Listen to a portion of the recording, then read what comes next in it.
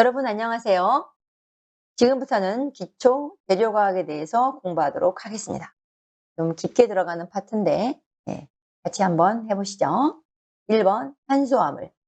자, 탄수화물 특징 탄소, 수소, 산소의 3원소로 구성된 유기화합물이다.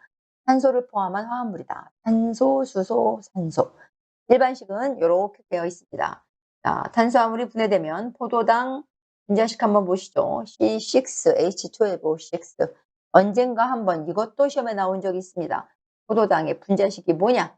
이것도 한번 나온 적이 있던 걸로 확실히 기억합니다. 탄수화물은 결합된 당의 수에 따라 단당류, 이당류, 다당류로 나눌 수 있다. 세 가지로 나눌 수 있다. 제과 제빵에서의 단당류는 주로 육탄당입니다. 육탄당을 중요하게 다룬다. 탄수화물은 g당 4kcal의 열량을 내는 에너지원입니다. 자, 구분. 육탄당, 단당류가 있습니다. 단당류에는 주로 포도당, 과당, 갈락토스, 만노스인데 이건 세 가지만 외워주세요. 포, 과, 갈. 자, 포과 갈. 단당류는 포과 갈. 이당류는 세 개가 있죠. 자맹류, 자맹류, 자맹류, 맨유가 아니라 맹류, 맹류. 자, 다당류에는 단당류와 이당류를 뺀 나머지가 전부 다당류가 되겠습니다. 다당류에는 전분, 대표적인 게 전분, 섬유소, 이눌린, 글리코겐, 펙틴 이런 종류가 있겠죠. 자, 그 다음 여러 번 보시면 아시겠지만 이당류는 이름이 두 개씩인 경우가 많아요. 어쩔 수 없이 외워줘야 됩니다. 다당은 설당, 메가당은 엿당, 유당은 젖당, 뭐 어쩔 수 없이 우리는 외워야 됩니다. 자, 당류 상대적 감미도 요거 모르면 안 됩니다. 상대적 감미도라고 했으니까 감미도가 각각 다 있고 크고 작은 게 있다 이런 얘기입니다. 기준은 설탕을 기준으로 합니다. 설탕을 100으로 볼 때, 자, 설탕이 여기입니다. 100으로 볼 때 이쪽으로 가면 설탕보다 더 단 거고 이쪽으로 가면 설탕보다는 덜 단 겁니다. 그래서 요거 외울 때 과전자포 맥갈류 이렇게 외워주시면 좋죠. 과전자포 맥갈류, 과전자포 맥갈류 큰 순서대로 제가 써보았습니다. 단맛, 감미도까지 알아야 되는데 과당은 175, 연하당은 135, 설탕은 100, 포도당은 75, 메가당 갈락토스는 똑같이 32, 제일 작은 게 유당입니다. 요거는 순서로도 많이 나오고 숫자로도 많이 나옵니다. 핵심 문제 풀어보기처럼 감미도가 제일 작은 거는 뭐냐? 두 번째로 낮은 게 뭐냐? 제일 큰 거가 뭐냐? 이런 식으로 나올 수 있기 때문에 우리가 과전자포 맥갈류를 외우고 있어야 이런 문제를 풀 수가 있겠습니다. 자, 단당류는 분자식이 포도당 아까 설명드렸던 요겁니다. 요거는 탄수화물이 가스분해되지 않는 최소 단위의 당입니다. 그래서 탄수화물의 기본 단위를 우리가 포도당이라고 하는데 요 분자식을 갖고 있습니다. 단당류는 일단 물에 용해됩니다. 녹습니다. 그리고 단맛을 가지고 있다는 게 특징이에요. 그다음에 단당류에 환원되면 알코올을 생성한다. 이것도 알아두시고 그다음 자, 단당류의 종류에 우리가 아까 했던 포과 갈이 다시 나오고 있습니다. 포도당은 영어로 글루코스입니다. 글루코스. 적혈구, 뇌세포, 신경세포의 주요 에너지원이고 혈액 내 1% 존재합니다. 전분을 가스분해하여 생성되고 과잉된 포도당은 지방으로 전환된다. 요거 알아두시죠. 탄수화물 섭취가 과하면 지방으로 전환돼서 축적되는 겁니다. 감미도는 75입니다. 과당은 당류 중 가장 빨리 소화되고 흡수가 됩니다. 과일, 꿀에 많이 들어있죠. 감미도는 175. 단맛이 가장 강하다. 제일 강하다. 자, 우리 핵심 문제 또 풀어보시죠. 당대사의 중심 물질로 두뇌와 신경, 적혈구의 에너지원으로 이용되는 것은 포도당이다. 자, 책에 해설이 아주 잘 나와 있으니까 해설도 빠지지 말고 빼뜨리지 말고 해설도 꼭 읽어주세요. 해설도 오히려 여러분들에게 더 많이 이쪽에서도 문제가 많이 나올 수 있기 때문에 해설 부분도 꼭 읽어주세요. 그 다음에 갈락토스, 지방과 결합해 뇌 신경 조직의 성분입니다. 포도당과 결합해 유당을 생성합니다. 포유동물의 유즙에만 존재합니다. 감미도는 32. 약합니다. 단당류 중에서는 약하죠. 가장 약하죠. 자, 이당류 가겠습니다. 이당류는 단당류가 2개가 붙어 있는 거죠. 2개가. 분자식은 그래서 이렇게 돼, 이렇게 되어 있습니다. 자, 종류에는 다당, 메가당, 유당이 있다. 다당은 설탕입니다. 영어로 스크로스. 메가당은 엿당이라고 하죠. 말토스. 자, 유당은 젖당이라고 하죠. 락토스. 젖당이라고 합니다. 자, 자당은 환원성이 없는 비환원당이다. 유일한 비환원당입니다. 별표. 요게 옛날에 한 1, 20년 전에만 해도 굉장히 빠지지 않고 나왔던 문제인데 지금도 어쩌다 한 번씩은 나오겠죠. 딴 건 다 환원당인데 자당만 비환원당이니까 다음 중 환원당이 아닌 것을 고르시오. 당연히 이제 이렇게 문제가 나왔었습니다. 자, 환원당과 비환원당, 요거만 비환원당이라고 했는데, 자, 요거를 이제 비교해서 여러분들이 한번 읽어보실 필요가 있겠죠? 조금 어려운 얘기지만 한번 제가 읽어봐 드릴게요. 다른 물질을 환원시킬 수 있는 환원성을 가진 당이 환원당이고, 설탕을 제외한 이당류와 단당류는 모두 다른 물질을 환원시키는 성질을 가진 카르보니기를 가지고 있어서 다시는 산화되면서 다른 물질을 환원시키는 환원당이다. 이렇게 되게 설명입니다. 그럼 비환원당은 뭐냐?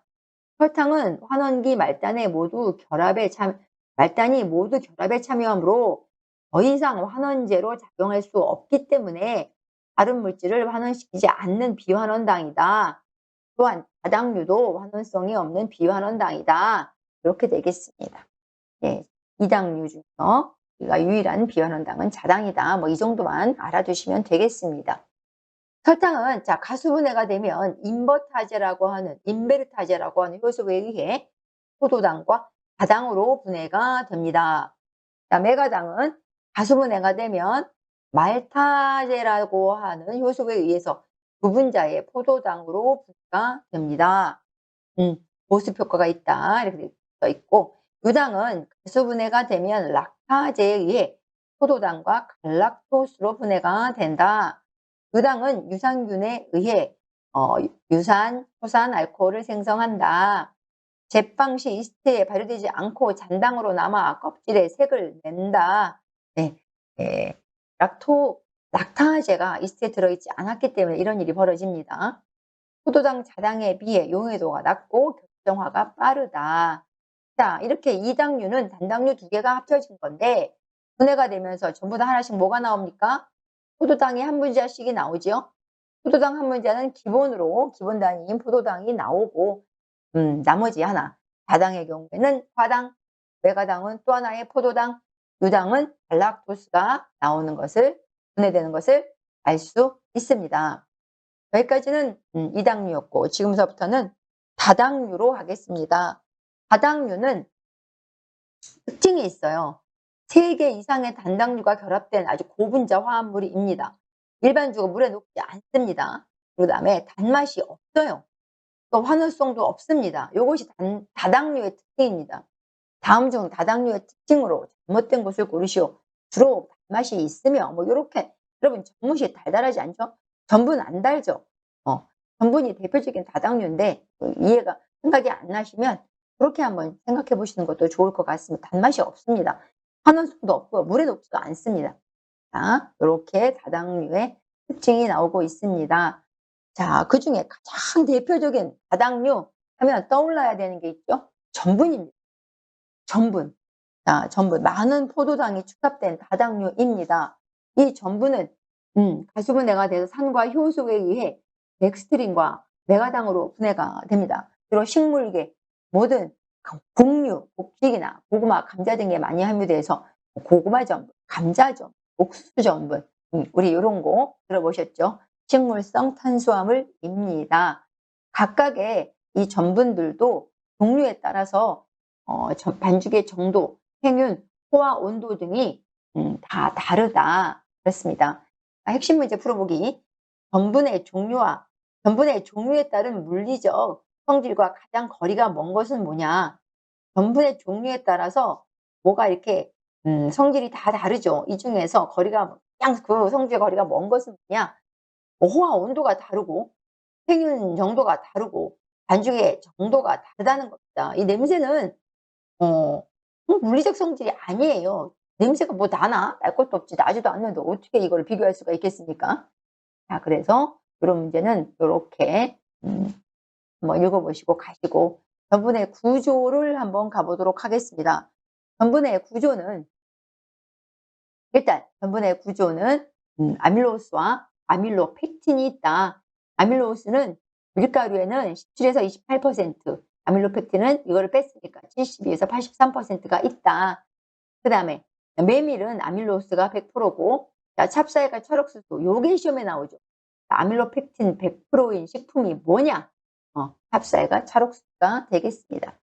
그 다음에 아밀로스와 이제 아밀로펙틴에 대해서 공부해 보도록 하죠.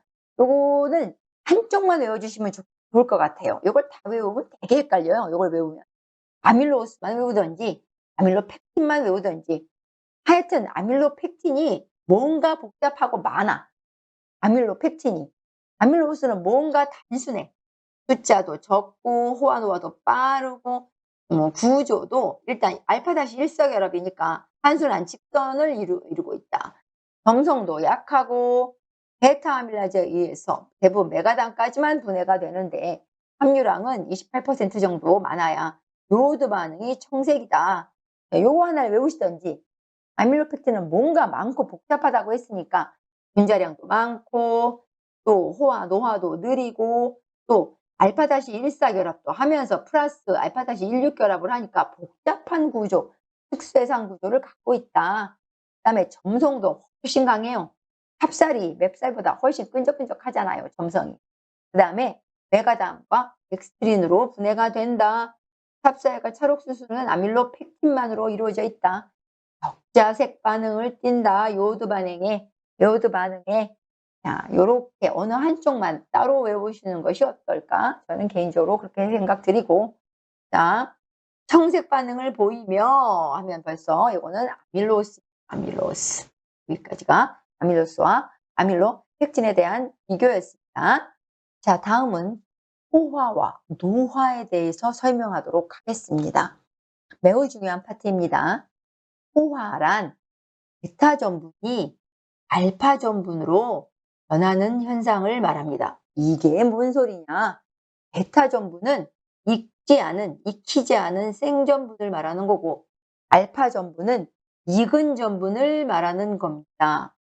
다시 말해서 전분에 물과 열을 가해 팽윤 또는 반투명의 콜로이드 상태로 되면서 점성이 상승하는 현상을 우리가 호화라고 합니다. 수분이 많고 pH가 높을수록 빨리 일어납니다. 생전분보다 소화가 잘 됩니다. 다시 말해 호화란 다른 말로 알파화라고도 하고 덱스트린화라고도 하고 젤라틴화라고도 합니다. 이거 한마디로 말해서 우리가 밥을 지으면 밥을 하면 밥이 되잖아요. 생쌀은 베타 전분인 거고 익은 밥은 알파 전분인 겁니다. 이해가셨죠? 생쌀일 때는 없던 양도 팽창해가지고 입자도 팽윤되어 있고 또 색깔도 약간 반투명한 상태고 또 밥이 되면 약간 끈적끈적한 점성도 생기지 않습니까? 요런 현상을 우리가 호화라 한다. 한마디로 익힌 과정을 우리가 호화라고 합니다. 자, 그러면 노화가 뭐냐? 호화, 노화, 퇴화 이런 말들이 계속 나옵니다. 아까 우리가 생전분을 베타 전분이라고 했고 익은 전분을 알파 전분이라고 했죠. 이건 거꾸로 가는 겁니다. 거꾸로. 우리가 밥을 했다 하더라도 빵이나 떡이 완성된 후에도 그 상태가 시간이 지나면서 다시 딱딱해지죠. 이런 현상은 전분의 퇴화 때문인데 전분의 퇴화가 원인이 되어 딱딱해지는 현상을 노화라고 합니다. 늙을 노자를 사용해서 딱딱해졌다 이런 뜻입니다. 다시 말해 알파 전분이 다시 베타 전분으로 되돌아가려고 하는 현상을 노화다 이렇게 얘기합니다. 이 노화의 원인은 전분의 퇴화, 수분 증발로 인해서 딱딱하게 있기 때문입니다. 전분이 퇴화돼서 그렇다 이런 얘기고, 이런 노화는 오븐에서 제품을 꺼내자마자 바로 시작된다는 것을 우리가 알 수 있습니다. 나오자마자 점점 시간이 지나면서 딱딱해지죠. 이런 밥이나 떡이나 빵이나 이런 노화가 이루어집니다. 이런 노화는 막을 수가 없는 거죠. 사람이 늙는 거와 똑같습니다. 우리가 이런 노화를 막을 수는 없고 다만 지연시킬 수 있는 방법을 찾아야겠죠. 그럼 어떨 때 노화가 가장 잘 일어나는가? 시험 문제에 굉장히 잘 나옵니다. 마이너스 7도에서 10도 사이인데 주로 0도 부근이다라는 걸 기억해 주세요. 0도 보기에 0이 없더라도 0 근처가 가장 노화가 잘 일어난다. 이렇게 기억해 주시고, 수분 함량은 30에서 60%일 때 pH는 7 근처에서 노화가 가장 잘 일어난다. 여기서 나왔던 단어들 호화, 노화, 퇴화에 대해서는 여러분들이 반드시 정의를 기억하고 가셔야 합니다. 호화 시작 온도라는 게 나왔는데 우리가 이제 대표적으로 많이 사용하는 전분이 옥수수 전분, 감자 전분, 밀가루 전분이 있습니다. 옥수수 전분의 호화 온도는 80도. 제과 제빵에서 가장 많이 사용하는 전분이기도 합니다. 감자 전분과 밀가루 전분, 60도, 밀가루 전분은 56도에서 60도 정도에서 호화가 시작된다는 겁니다. 시작이 된다라는 얘기입니다. 기억해 주세요, 이것도. 자, 호화, 노화. 아주 중요한 얘기였고, 핵심 문제 풀어보기. 전분의 노화에 대해서 잘못 설명한 것을 고르시오. 이런 거 진짜 시험에 잘 나옵니다, 여러분. 자, 여기 해설 보시면 해설이 아주 잘 돼 있어요. 자, 노화란, 이러고 또 설명이 한 번 더 나오고 있습니다. 일단 호화됐을 때는 그냥 소화가 잘 되지만 노화된 전분은 당연히 딱딱한데 소화가 잘 될 리가 없지요. 네, 수분 증발이 일어났고 전분이 퇴화했고 그래서 소화가 잘 안 된다. 요거를 기억하고 있으셔야 이런 문제를 풀 수 있겠습니다. 자, 우리가 78페이지에서 전분의 노화를 지연시킬 수 있는 방법이 나와 있죠. 5개. 그건 제가 아까 말씀드렸듯이 노화를 완전히 막을 수는 없습니다. 다만 늦출 수 있는 방법을 우리가 알 수 있다면 우리가 잘 활용하면 좋겠죠. 차라리 0도에서 넣느니 차라리 마이너스 18도로 얼리든지 차라리 0도 냉장고에 넣든가 0도 부근에 놓지 말고 실온에서 보관하라. 그 다음에 가급적 수분 함량을 좀 늘려서 반죽을 해라. 수분 함량이 많으면 좀 노화가 늦지 않겠냐. 그 다음에 계란이나 유지, 기름 종류나 설탕류나 분유를 좀 첨가해라. 그러면 노화가 지연될 것이다.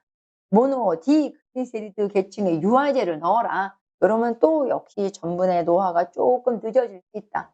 그 다음에 방수 포장재를 써라. 이렇게 하면 또 하나 떡이나 빵이나 좀 노화가 좀 늦어질 수 있다. 이런 얘기입니다. 자, 우리가 다당류를 공부하면서 여기까지가 전분이었고 그 다음에 우리가 이번엔 그 외에 전분 외에 다당류를 우리가 한번 보시죠. 글리코겐, 덱스트린, 셀룰로스, 알긴산 뭐 이런 종류입니다. 글리코겐이라고 하는 건 다당류입니다. 전부 다 다당류인데 포도당과 결합으로 이루어지고 간이나 근육에 저장됩니다.